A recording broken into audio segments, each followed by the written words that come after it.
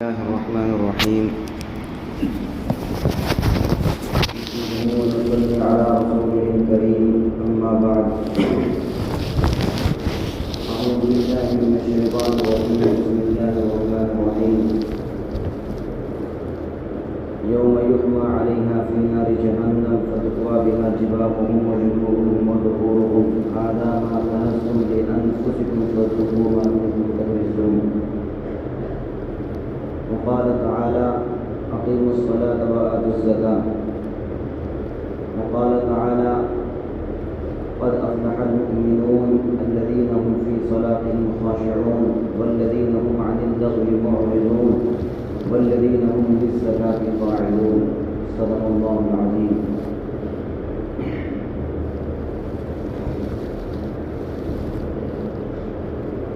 جو حضرات سنتوں سے فارغ ہو گئے وہ اندر چلی جائیں. محترم بزرگوں، دوستوں، عزیز نوجوانوں، اسلام کی بنیاد 5 چیزوں پر ہے. اسلام کی بنیاد جو ہے وہ 5 چیزوں پر ہے. نمبر 1 کلمہ طیبہ لا الہ الا اللہ. نمبر 2 نماز. نمبر 3 زکوٰۃ. نمبر 4 روزہ. نمبر 5 حج. اللہ کے نبی صلی اللہ علیہ وسلم نے حضرت عبداللہ بن عمر رضی اللہ عنہ کو یہ بات بتلائی اسی طریقے سے، جس طریقے سے جو ترتیب میں نے آپ کو بتلائی. پہلے کلمہ طیبہ، پھر نماز، پھر زکوٰۃ، پھر روزہ، پھر اس کے بعد حج. یہ اسلام کے 5 بنیادی ارکان ہیں. تو حضرت عبداللہ بن عمر رضی اللہ عنہ نے اپنے کسی شاگرد کے سامنے یہ حدیث بیان کی. تو جن کے سامنے یہ حدیث شریف بیان کی تھی، انہوں نے جب کسی اور کے سامنے بیان کی تو ان کی زبان سے یہ نکل گیا کہ اسلام کے 5 بنیادی ارکان ہیں. پہلا کلمہ طیبہ، دوسرا نماز، تیسرا زکوٰۃ کی جگہ انہوں نے روزے کا ذکر کر دیا، تیسرا روزہ، چوتھا زکوٰۃ. تو اس پر جب حضرت عبداللہ بن عمر رضی اللہ عنہ کو پتہ چلا تو انہوں نے ان پر تنبیہ کی اور کہا کہ میں نے آپ صلی اللہ علیہ وسلم سے اسی طریقے سے سنا ہے کہ تیسرے نمبر پر زکوٰۃ ہے، چوتھے نمبر پر ہے روزہ. تو جو چیز جہاں اللہ کے نبی صلی اللہ علیہ وسلم نے رکھی ہے، بیان کی ہے، اس کو وہی بیان کرنا چاہیے، اس کا حق وہی رکھنا چاہیے. تو اس سے زکوٰۃ کی اہمیت معلوم ہوتی ہے.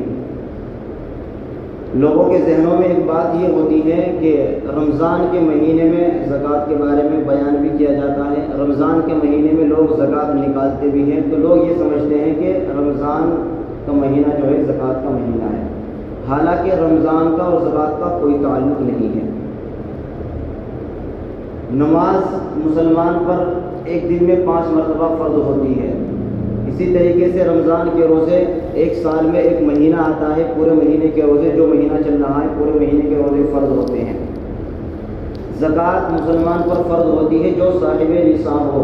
شریعت کی نظر میں جو صاحب نصاب ہوگا اس پر زکوٰۃ فرض ہوگی، ہر کسی پر زکوٰۃ فرض نہیں ہوتی.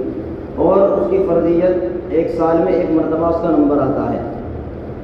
اسی طریقے سے حج ہے. جب آدمی کے پاس اتنا مال آ جائے جو حج کر سکے، اس پر زندگی میں ایک مرتبہ حج فرض ہوتا ہے.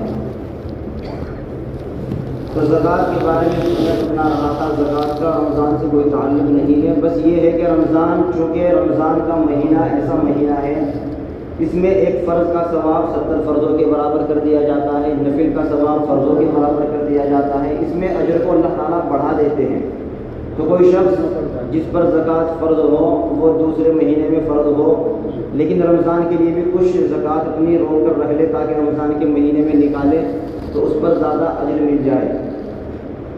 لیکن رمضان کا اور زکوٰۃ کا آپس میں کوئی تعلق نہیں ہے. زکوٰۃ الگ طریقے سے فرض ہوتی ہے.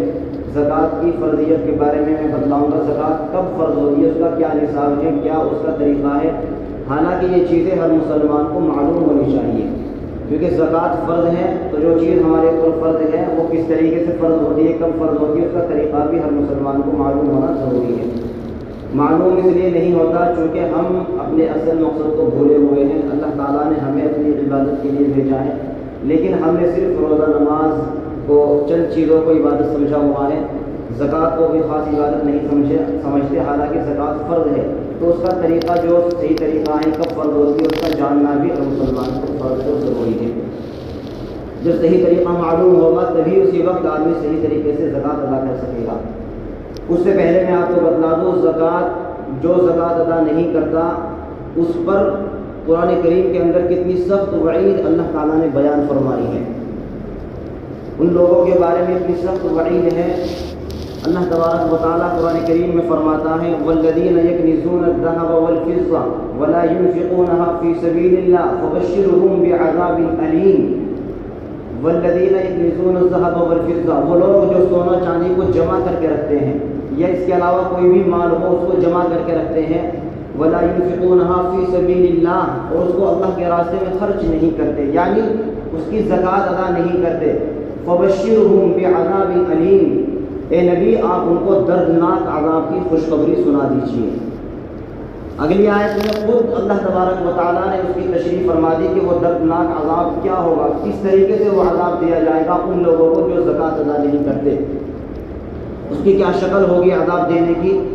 یوم یحمى علیہا فی نار جہنم، وہ جو مال وہ سونا چاندی جو تم نے جمع کر کے رکھا تھا اس کی زکوٰۃ ادا نہیں کی تھی، یوم یحمى علیہا فی نار جہنم، اس کو جہنم کی آگ میں تپایا جائے گا، گرم کیا جائے گا، اس سونے چاندی کو، اس مال کو، اس پیسے کو، اس روپیے کو جہنم کی آگ میں تپا کر اس کو جوش دلا کر، یوم یحمى علیہا فی نار جہنم فتقوی بها جباہہم وجنوبہم وظہورہم، پھر اس کو تپانے کے بعد ان لوگوں کی پیشانیوں پر اس کو لگایا جائے گا، ان کی پیشانیوں کو جلایا جائے گا، داغا جائے گا، ان کے سینوں کو داغا جائے گا، ان کے چہروں کو، ان کی پیٹھوں کو داغا جائے گا۔ کیوں؟ دنیا کے اندر جب ان سے کوئی سوال کرنے کے لیے آتا، ان کے پاس کوئی ضرورت مند آتا تو اس کو دیکھ کر ان کے ماتھے پر بل آ جایا کرتے تھے۔ اسی طریقے سے کسی غریب محتاج کو دیکھ کر وہ پیٹھ پھیر لیا کرتے تھے۔ تو اللہ تعالیٰ اس مال کے ذریعے جس کی زکوٰۃ ادا نہیں کی اس طریقے سے اس کو عذاب دیا جائے گا کہ اس کو گرم کر کے پگھلا کر دنیا کی آگ میں نہیں بلکہ جہنم کی آگ میں پگھلا کر ان کے چہروں پر، پیشانیوں پر، ان کی کمر پر اس کو داغا جائے گا، اس کو ہم برداشت نہیں کر سکتے۔ آگے فرمایا ھذا ما کنزتم لانفسکم فذوقوا ما کنتم تکنزون، کہ یہ ہے وہ تمہارا مال جو تم نے اپنے فائدے کے لیے جمع کیا تھا، اب اس کا مزہ چکھو۔ تو اتنی سخت وعید زکوٰۃ کے اوپر آئی ہے۔ حضرت ابوبکر صدیق رضی اللہ عنہ نے فرمایا کہ جس طریقے سے اگر کوئی نماز کا انکار کر دے کہ میں نماز کو نہیں مانتا وہ کافر ہو جاتا ہے، اسی طریقے سے اگر کوئی زکوٰۃ کی فرضیت کا انکار کر دے کہ میں زکوٰۃ کو نہیں مانتا وہ بھی اسلام سے باہر ہو جائے گا۔ تو زکوٰۃ اتنی اہم عبادت ہے، چونکہ ایک تو جسمانی عبادت ہوتی ہے، ایک مالی عبادت ہوتی ہے۔ جسمانی عبادت تو آدمی کر لیتا ہے، لیکن جو مالی عبادت ہے جب پیسہ خرچ کرنے کا نمبر آتا ہے تو اس پر آدمی پر زور پڑتا ہے۔ جو کنجوس ہوتے ہیں ان کو بہت زور پڑتا ہے مال خرچ کرتے ہوئے، حالانکہ یہ مال کس کا دیا ہوا ہے؟ اللہ تبارک و تعالیٰ کا دیا ہوا ہے، اللہ کا دیا ہوا مال ہے، اللہ ہی اپنے راستے میں اس کو خرچ کروانا چاہ رہا ہے۔ اور سہولت کی بات دیکھو، پورا مال اللہ تعالیٰ نے نہیں مانگا، آدھا مال بھی نہیں مانگا، پون مال بھی نہیں مانگا، بلکہ 2.5% کل 40واں حصہ۔ اگر کسی کے پاس 100 روپے ہے تو اس میں صرف 2.5 روپے زکوٰۃ ادا کرنی ہوگی، 1 لاکھ روپے ہے تو صرف 2500 روپے زکوٰۃ ادا کرنی ہوگی، 1000 روپے ہے تو اس میں صرف 250 روپے اس کو زکوٰۃ ادا کرنی ہے، 25 روپے، 1000 روپے ہیں تو صرف 25 روپے زکوٰۃ نکلے گی، بہت کم مال نکلے گا۔ تو یہ زکوٰۃ کے بارے میں بتلا رہا ہوں۔ زکوٰۃ بہت اہم عبادت ہے، اس میں خاص طور سے ہمارے مسلمان بہت زیادہ غفلت برتتے ہیں۔ یہ فرض کب ہوتی ہے؟ اس کی فرضیت کا طریقہ یہ ہے کہ جب آدمی شریعت کی نظر میں صاحب نصاب بن جائے۔ صاحب نصاب کہتے ہیں جس آدمی کے پاس 7.5 تولہ سونا، صرف سونا ہو، سونے کے علاوہ نہ چاندی ہو، نہ نقدی ہو، نہ مال تجارت ہو، صرف کسی آدمی کے پاس اگر سونا ہے، سونے کے علاوہ 1 بھی روپیہ اس کے پاس نہیں ہے، تو اگر سونا 7.5 تولہ ہوگا، یعنی آج کے گرام کے حساب سے 87 گرام سونا اگر کسی کے پاس ہے تو وہ صاحب نصاب ہے۔ لیکن ایسا نہیں ہوتا کہ آدمی کے پاس صرف سونا ہو، اس کے پاس کوئی روپیہ پیسہ نہ ہو، 1 بھی روپیہ نہ ہو، ایسا نہیں ہوتا۔ یہ نصاب اس وقت ہے کہ اگر صرف سونا ہے 7.5 تولہ یعنی 87 گرام سونا اگر کسی کے پاس آ گیا، اس کے علاوہ اس کے پاس کچھ بھی نہیں ہے، نہ مال تجارت ہے، نہ بزنس کا کوئی سامان ہے، نہ 1 بھی روپیہ اس کے پاس ہے، نہ چاندی ہے، اس وقت دیکھا جائے گا 87 ग्राम अगर किसी के पास सोना आ गया तो वो शरीयत की नज़र में साहिब निसाब है, उसके ऊपर ज़कात वाजिब हो जाएगी। लेकिन ऐसा नहीं होता कि किसी के पास सिर्फ सोना हो, सोने के अलावा कुछ ना हो। अगर सोने के अलावा आपके पास कुछ और भी है, यानी चांदी है या कुछ नकद पैसे हैं या माल तिजारत है, तो अब सोने का हिसाब नहीं चलेगा, अब चांदी का हिसाब चलेगा। यानी अगर आपके पास 52.5 तोला चांदी है, 52.5 तोला चांदी का मतलब आज के ग्राम के हिसाब से 612 ग्राम चांदी अगर किसी के पास है, या इतना पैसा उसके पास है कि 612 ग्राम चांदी वो खरीद सकता है। यानी उसका तरीका यह है कि आज के हिसाब से 612 ग्राम चांदी का रेट देख ले कितना है आज के हिसाब से। तो 612 ग्राम चांदी मैंने कल नेट पर सर्च किया, आज के हिसाब से यहाँ मेरठ के रेट के हिसाब से बनते हैं तकरीबन 45,000 रुपये। यानी अगर किसी के पास 45,000 रुपये है, वो शरीयत की नज़र में साहिब निसाब है, उसके ऊपर ज़कात वाजिब है। सिर्फ 45,000 रुपये को आप मेयार न बनाएं। मैंने बताया है 612 ग्राम चांदी, कभी भी आप जब भी ज़कात का हिसाब लगाएंगे तो 612 ग्राम चांदी का रेट मालूम करके उसके हिसाब से लगाया जाएगा। असल है 612 ग्राम चांदी यानी 52.5 तोला चांदी। अगर किसी के पास इतनी चांदी है या इतने पैसे हैं या माल तिजारत है, माल तिजारत कहते हैं वो सामान जो बेचने की नीयत से ख़रीदा हो, वो कोई भी चीज़ हो, प्लाट हो, दुकान हो, मकान हो, परचून का सामान हो, इसी तरीके से स्टोर में दवाइयाँ रखी हो, मोबाइल हो, वो चीज़ जो आपने बेचने की नीयत से ख़रीदी है वो माल तिजारत कहलाता है, उसके ऊपर ज़कात वाजिब होगी। एक आदमी ने प्लाट ख़रीदा है अपने बच्चों के लिए, अपनी ज़रूरत के लिए, उसके ऊपर कोई ज़कात नहीं है। मकान ख़रीदा है अपनी ज़रूरत के लिए, उसके ऊपर कोई ज़कात नहीं है। आदमी ने गाड़ी खरीदी है, 2 गाड़ी खरीद ले, 3 गाड़ी खरीद ले, मर्सिडीज़ खरीद ले, बड़ी से महंगी से महंगी गाड़ी खरीद ली सिर्फ अपनी ज़रूरत के लिए, उसके ऊपर भी कोई ज़कात नहीं है। कितना भी महंगा से महंगा मोबाइल खरीद ले, 1 लाख का मोबाइल हो, उसके ऊपर भी कोई ज़कात नहीं है। शर्त यह है कि उस चीज़ को बेचने की नीयत से ख़रीदा हो, वो कोई भी चीज़ हो, उसको माल तिजारत कहते हैं, उस माल के ऊपर ज़कात होती है। इसी तरीके से नकदी कैश रकम जो आपके पास हो, आपकी जेब में हो, बैंक में रखी हो, किसी को कर्ज दी हो, वो सब उसमें शामिल है, उसके ऊपर भी ज़कात वाजिब होगी। मिसाल के तौर पर एक आदमी के पास थोड़ा सा सोना है, 10 ग्राम सोना है, थोड़ी सी चांदी है, थोड़ी सी नकदी है, कुछ माल तिजारत है, उन चारों को मिलाकर जमा करेंगे, अगर वो चारों की कीमत बनती है 612 ग्राम चांदी के बराबर, यानी 45,000 रुपये के करीब अगर वो बन जाती है, तो वो शख्स साहिब निसाब कहलाएगा। शरीयत की नज़र में वो मालदार है। हम मालदार उसको समझते हैं जिसके पास गाड़ी हो, बंगला हो, हम उसको मालदार समझते हैं। शरीयत कहती है जिसके पास 612 ग्राम चांदी है, उसकी मालियत के बराबर उसके पास पैसा है, माल तिजारत है, वो शरीयत की नज़र में मालदार है। अगर उससे कम किसी के पास है, वो शरीयत की नज़र में गरीब है, उसको ज़कात दे सकते हैं। तो मैंने बताया हर आदमी अपने बारे में सोच सकता है कि कब उसके पास 612 ग्राम चांदी के बराबर मालियत का वो मालिक बना, उस तारीख को अपनी नोट कर ले, लिख कर रख ले। चांद की तारीख लिख ले कि जब जिस वक्त उसके पास 612 ग्राम चांदी के बराबर पैसा या माल तिजारत आ गया हो, उस तारीख को लिख ले।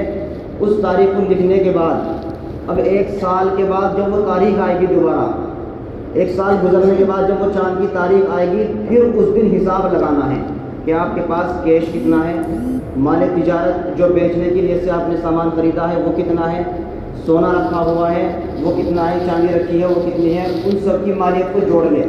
जोड़ने के बाद जो कीमत आएगी उसके 2.5% पर ज़कात देनी होगी, उसका 2.5% आपको ज़कात देनी होगी। उसको जोड़ने के बाद अगर आपने किसी से कर्जा लिया हुआ है तो पहले उस कर्जे को माइनस किया जाएगा, कर्जे को उस माल में से निकाला जाएगा, कर्जे को ख़त्म किया जाएगा। कर्जे को ख़त्म करने के बाद अब आपके पास मिसाल के तौर पर आपका साल पूरा हो गया, साल पूरा होने के बाद आपकी जो मालियत है सारी चीज़ की 1 लाख रुपये बनती है। अब अगर आपने 1 लाख रुपये किसी से कर्ज लिया हुआ है तो अब आपके ऊपर ज़कात नहीं होगी। वो 1 लाख रुपये जब आप माइनस करेंगे अब आपके पास गोया कुछ नहीं बचा, तो आप शरीयत की नज़र में साहिब निसाब नहीं हुए। फिर दोबारा जब आपके पास 612 ग्राम चांदी के बराबर माल आएगा, पैसा आएगा, या माल तिजारत ये सोना चांदी इतना हो जाएगा जो 612 ग्राम चांदी खरीदी जा सके, आज के हिसाब से 45,000 रुपये, इतना पैसा अगर आपके पास आ जाए तो आप शरीयत की नज़र में साहिब निसाब हैं। और साल गुजरने का मतलब ये है, बाद लोग ये समझते हैं कि हर माल पर साल गुजरा जाए। साल गुजरने का मतलब ये है कि जो तारीख आपने नोट की है اس کے بعد اگلی جو تاریخ آئے گی اس کے درمیان آپ کے پاس 1 کروڑ روپیہ آ جائے، بیچ میں 1 کروڑ روپیہ چلا جائے، اس سے کوئی فرق نہیں پڑے گا۔ سال گزرنے کے بعد جب وہ سال آئے گا اس وقت آپ دیکھیں گے اب آپ کے پاس کتنا ہے۔ مثال کے طور پر آپ کا سال پورا ہونا ہے کل کو وہ تاریخ آنی ہے، اس سے پھر 1 دن پہلے آپ کے پاس 1 لاکھ روپے آ گئے، اگلے دن سال پورا ہوا اس 1 لاکھ روپے کی بھی آپ زکوٰۃ دیں گے۔ اب آپ یہ نہیں کہیں گے کہ اس کے اوپر الگ سے 1 سال گزرے گا تب سال مانا جائے گا۔ اسی طریقے سے کل کو آپ کا سال پورا ہونا ہے، آپ کے پاس 1 لاکھ روپے رکھے ہیں، وہ آپ کی چوری ہو گئے یا آپ نے کسی کو دے دیے، سامان خرید لیا، تو پھر اس کے اوپر بھی آپ کی زکوٰۃ نہیں ہوگی۔ جب سال پورا ہو جائے گا اس وقت آپ نوٹ کریں گے، دیکھیں گے آپ کے پاس کتنا مال آ گیا ہے۔ اسی طریقے سے بہت سے لوگ مثلاً ایک بچہ کام کرتا ہے، کاروبار کرتا ہے، وہ سارا پیسہ لا کر اپنے والد صاحب کو دیتا ہے، لیکن الگ سے اپنے پاس بھی وہ کچھ نہ کچھ جمع کرتا رہتا ہے۔ اگر وہ جو اپنے پاس جمع کر رہا ہے وہ 612 گرام چاندی کے برابر اگر پہنچ جاتا ہے تو وہ بھی صاحب نصاب بن جائے گا۔ عام طور سے یہ سمجھا جاتا ہے جو گھر کا ایک آدمی بڑا ہوتا ہے کہ بس وہی زکوٰۃ دے گا۔ ہاں، اگر اسی کو ذمہ دار بنایا ہوا ہے، ساری تنخواہ اسی کے پاس لا کر جمع کرتے ہیں تو وہی ذمہ دار ہوگا، لیکن اگر ہر بھائی اپنے پاس اپنا الگ پیسہ رکھتا ہے، بیٹا اپنے پاس اپنا الگ پیسہ کما کر رکھتا ہے، تو اگر وہ حساب کو پہنچ جائیں گے تو ہر آدمی کے اوپر زکوٰۃ واجب ہوگی۔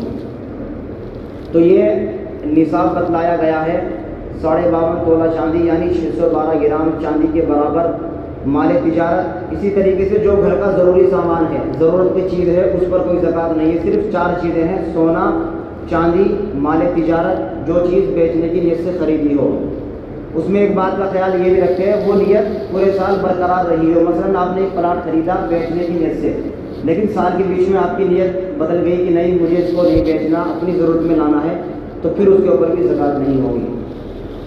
تو مال تجارت تیسری چیز، چوتھی چیز ہے کیش۔ اسی طریقے سے سونا چاندی اگر آپ کے گھر میں رکھا ہوا ہے یا وہ استعمال میں آ رہا ہے، اس کے اوپر بھی زکوٰۃ واجب ہوگی۔ یہ نہیں ہوگا کہ اس کو تو پہننے کے لیے استعمال کیا جا رہا ہے۔ اسی طریقے سے پیسہ آپ نے رکھا ہوا ہے، میرے بیٹے کی شادی کرنی ہے یا حج کرنا ہے، اگر آپ کا سال پورا ہو گیا، حج کرنا ہو یا شادی کرنی ہو، اس کے اوپر زکوٰۃ دینی ہوگی۔ اسی طریقے سے سونے چاندی کے اوپر بھی زکوٰۃ دینی ہوگی۔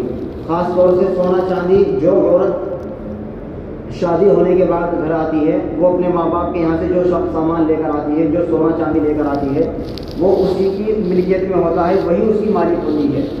اسی طریقے سے شوہر منہ دکھائی میں یا مہر میں کوئی سونا چاندی اس کو دیتا ہے، وہ بھی اس کی مالک بن جاتی ہے۔ تو اگر اس عورت کے پاس جو سونا چاندی ہے وہ اگر 612 گرام چاندی کے برابر پہنچ رہا ہے تو اس عورت کے اوپر بھی زکوٰۃ واجب ہو جائے گی۔ شوہر کے ذمہ نہیں ہے کہ وہ اپنی بیوی کی زکوٰۃ دے، اگر دے دے تو اچھی بات ہے۔ اگر عورت کے اوپر زکوٰۃ واجب ہے تو وہ خود اپنی زکوٰۃ ادا کرے، یا اس کا طریقہ یہ ہے کہ اپنے شوہر کو وہ اس سونے چاندی کا مالک بنا دے کہ اس کے مالک آپ بن جاؤ، میں اس کی مالک نہیں ہوں، تو پھر اس کا شوہر اس کا سونا چاندی اس کی زکوٰۃ خود ادا کرے گا۔ تو اس لیے زکوٰۃ کے جو ضروری مسائل ہیں یہ سب ہر مسلمان کو معلوم ہونے چاہیے۔ اس کا طریقہ یہ ہے کہ کسی بھی تاریخ میں آپ صاحب نصاب بن سکتے ہیں۔ مثال کے طور پر کسی شخص کی جاب لگی، 1 مہینے کے بعد اس کو 50,000 روپے تنخواہ ملی، تو چونکہ 612 گرام چاندی آج کے حساب سے 45,000 روپے کی بنتی ہے، جیسے ہی اس کو 50,000 روپے ملیں گے وہ صاحب نصاب بن جائے گا۔ اب بہت سے لوگ یہ کہیں گے کہ جی ہمیں تو معلوم ہی نہیں، ہم لوگ صاحب نصاب بنے، کب ہمارے پاس اتنا پیسہ آیا ہمارے یاد ہی نہیں ہے۔ تو دھیان لگائے کہ کب ہم صاحب نصاب بنے تھے، بہت سوچ سمجھ کے اس تاریخ کو لکھ لیں۔ اگر پھر بھی کوئی تاریخ یاد نہ آئے تو سب سے بہتر طریقہ یہ کہ رمضان کی کوئی بھی تاریخ متعین کر لے کہ اس تاریخ میں اپنی زکوٰۃ کا حساب لگایا کروں گا۔ ایک رمضان کو متعین کر لے، 2 رمضان کو متعین کر لے، تو اس طریقے سے پھر جب رمضان آئے، رمضان میں پورے مال کا اپنا حساب لگائے، اس طریقے سے زکوٰۃ ادا کرے۔ اسی طریقے سے زکوٰۃ کس کو دینی ہے یہ بھی ایک اہم مسئلہ ہے، ہر کسی کو زکوٰۃ نہیں دی جا سکتی۔ جو شخص شریعت کی نظر میں صاحب نصاب نہیں ہے اس کو زکوٰۃ دی جا سکتی ہے۔ اسی طریقے سے اپنے ماں باپ کو، اپنے دادا دادی کو، نانا نانی کو زکوٰۃ نہیں دے سکتے۔ اسی طریقے سے اپنی اولاد کو، پوتا پوتی، نواسا نواسی، ان کو زکوٰۃ نہیں دے سکتے۔ ان کے علاوہ اگر آپ کی بہن غریب ہے، اپنی بہن کو زکوٰۃ دے سکتے ہیں۔ آپ کا بھائی غریب ہے، اپنے بھائی کو زکوٰۃ دے سکتے ہیں۔ آپ کی پھوپھی ہے، ماموں مامی ان کو دے سکتے ہیں، چچا چچی کو دے سکتے ہیں۔ یعنی والدین، نانا نانی، دادا دادی کو چھوڑ کر اولاد کو पोता पोती नवासा नवासी को छोड़कर जितने भी रिश्तेदार हैं हर किसी को ज़कात दी जा सकती है। बल्कि सबसे बेहतर ये है कि अपने रिश्तेदारों को ज़कात देंगे तो आपको डबल सवाब मिलेगा। एक तो रिश्तेदारी का सवाब मिलेगा और एक ज़कात अदा करने का सवाब अलग से मिलेगा। और ज़कात देते हुए ज़कात का जिक्र करना भी ज़रूरी नहीं है कि आपको ज़कात दी जा रही है, बल्कि आप ये कह दो कि ये आपको हदिया दिया जा रहा है। अगर आप ज़कात कहकर देंगे तो आदमी को अच्छा नहीं लगता कि मुझे ज़कात की काबिल समझा जा रहा है। जिसको ज़कात दी जा रही है उसको ये ना कहे कि मेरे लिए दुआ करे, क्योंकि ज़कात अगर आप किसी को दे रहे हैं आप उस पर एहसान नहीं कर रहे हैं, बल्कि आपके ऊपर जो फरीज़ा था आपने वो अदा किया है। क्या बात है?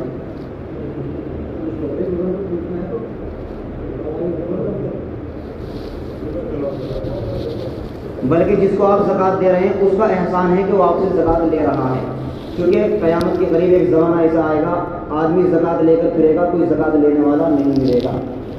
तो इसलिए आप अच्छी तरह जानते हैं आपके पड़ोस में कोई पड़ोसी रहता है उसकी क्या हालत है। बहुत से लोग तो मांग लेते हैं, बहुत से लोग ऐसे हैं खुददार होते हैं वो अपनी ज़बान से नहीं मांगते। तो जो पड़ोसी होते हैं रिश्तेदार होते हैं उनको पता होता है इसकी क्या हालत है, तो उनको देने का ज़्यादा सवाब है जो अपने मुँह से नहीं मांगते। हदिये के तौर पर उनको पकड़ा दे, पैसा पकड़ा दे या कोई भी ऐसी चीज़। और ज़कात में अहम चीज़ ये है कि जिसको ज़कात दे रहे हैं उसको मालिक बनाना ज़रूरी है। जो ज़कात का पैसा है उसको देकर उसको मालिक बना दिया जाए तब जाकर ज़कात अदा होती है। लेकिन ख़ास तौर से मदरसों में जब ज़कात दी जाती है उन मदरसों में ज़कात दे सकते हैं जिनमें बाहर के बच्चे पढ़ते हैं, जिनके खाने का इंतज़ाम मदरसा करता है, वहाँ ज़कात दे सकते हैं। जिन मदरसों में बाहर के बच्चे नहीं पढ़ते, जिनके खाने का इंतज़ाम नहीं होता, उस मदरसे में ज़कात नहीं लगेगी, न मस्जिद में ज़कात लगती है। इसीलिए उन मदरसों में ज़कात देने का भी डबल सवाब है। क्यों? इसलिए कि मदरसों में जब ज़कात देंगे तो उन बच्चों के खाने का इंतज़ाम होगा, उनके किताबों वगैरह का इंतज़ाम होगा, तो वो दीन सीखेंगे, कुरान करीम पढ़ेंगे, तफसीर पढ़ेंगे, इल्म हासिल करेंगे, उसका भी सवाब मिलेगा आपको इशाअत दीन का, और ज़कात अदा करने का भी सवाब मिलेगा। इसलिए हल्की फुल्की सी तहकीक भी कर ली जाए जब ज़कात दे कि ये ज़कात का मुस्तहिक है या नहीं है। ऐसे ही किसी को खामखी ज़कात दे देना, हो सकता है वो साहिब निसाब हो, आपने अगर उसको ज़कात दी तो आपकी ज़कात अदा नहीं होगी। इसलिए ज़कात के जो मसाइल है इनका बहुत ख्याल रखें। तमाम मसाइल यहाँ बयान नहीं किए जा सकते, आप बाद में भी आगे मालूम कर सकते हैं किस तरीके से ज़कात देनी है, कब ज़कात फ़र्ज़ होती है।